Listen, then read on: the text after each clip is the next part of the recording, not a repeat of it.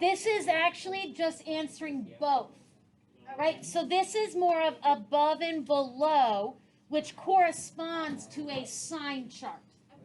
So sometimes when you're learning to graph, you make a sign chart before you graph. No, I like to graph and then make a sign chart. But you can do it either direction. Okay, so we're going to do another set of vocab here, which is increasing and decreasing. Increasing or decreasing. This is just some vocab, going back and reviewing it just a little bit. Okay, so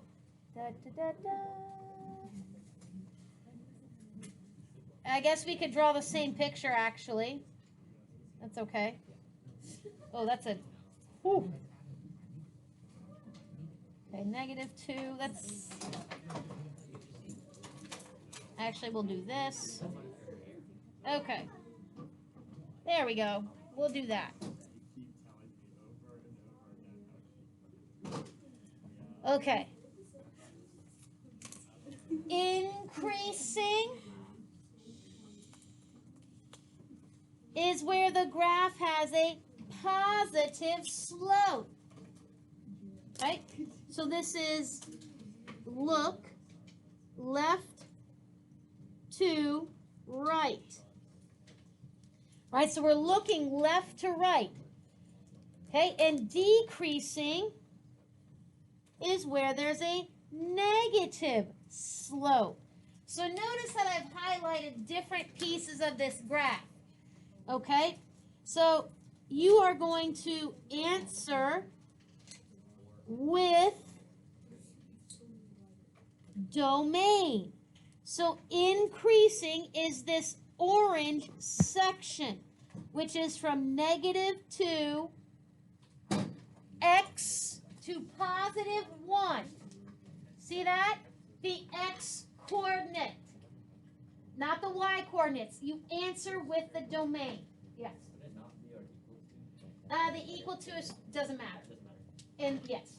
Okay, so if I said decreasing, that is x is less than -2, or because there's two pieces to row my boat with, x is more than 1.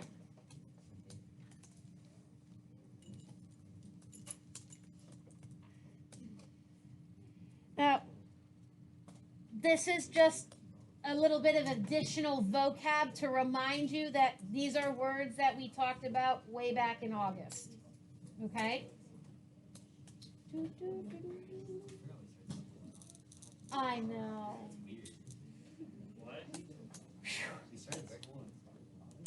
Okay. Relative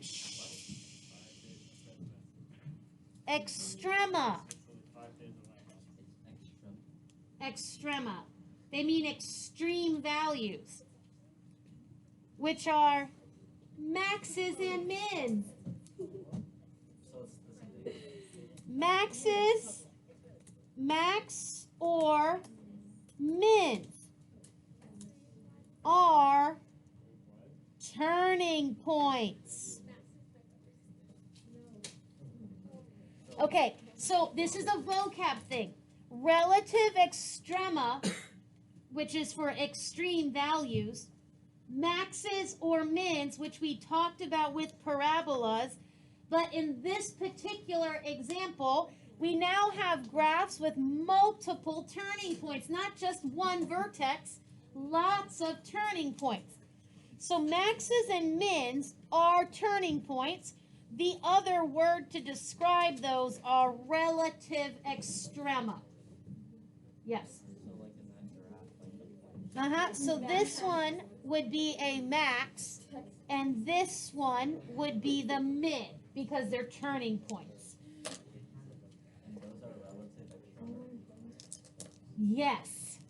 Okay, so I'm going to open up the Delta Math, which is what you guys are going to do. I'm going to demonstrate a sign chart, an increasing, decreasing, and a relative extrema question so you can see what they look like. And then you guys are going to work. And so I'm going to demonstrate your sign chart, which is one of these first things that I showed you. All right. How does a sign chart work?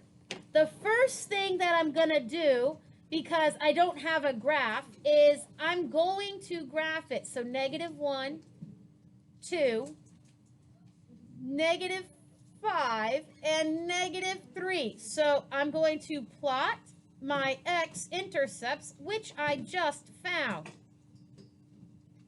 and -1. Okay, so my leading term is x times x times x times x squared, which is x to the 5th. So it goes like this. Now, in order to figure out my sign chart, I'm actually going to graph this. Okay, so it starts down here and it goes up here. Okay, -5 is straight, tangent, tangent. See that? Tangent, straight, straight. Okay, if I was actually drawing this, I'd make it a little more curvy and smooth. Okay, notice, okay, this is below, above, above, below, above. So I'm going to plot my x-intercepts. Click, click, click, click. Done. Aha, see that? It divided it. Now, how do I do my sign chart? Click an area. Okay, so it starts below. Then it's above, above, below, above. So it has to do with sketching your graph and then just looking at whether it's above or below the axes. And submit. Yay! Okay, so now I'm going to demonstrate an increasing, decreasing question. All right, so let's go back and see if I can find increasing. There we go. Okay. All right, so a lot of them are just asking questions. Okay, what is true from A to B? So I'm going to go ahead and just highlight from A to B. Okay, so this is below, which is negative. And it is decreasing, which is a negative slope.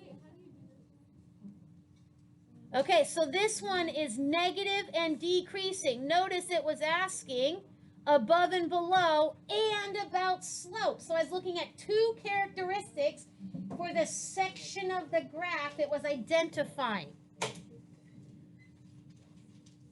All right, so I clicked this one and we submit. Yes. Yay. Okay. The last one I'm going to do is relative extrema. Okay, so how many points represent a relative minimum? Okay, so that's a relative minimum is a turning point there. This is the min. This is the max. It's only asking about minimum, and it just says how many. So you type 1. There is one relative minimum. It's only asking about minimum. Is C a turning point? No. Mins and maxes have to be turning points. It's kind of like what used to be our vertex, but now we have multiple turns because we have more curves. And so I'm just asking about the turning points. Let me try next problem, see if, okay, clear. So this one says maximum, which would have to be just 1 point at B. 1 at B. Okay, let's do next one, see what, ooh. Okay, how many just one extreme value?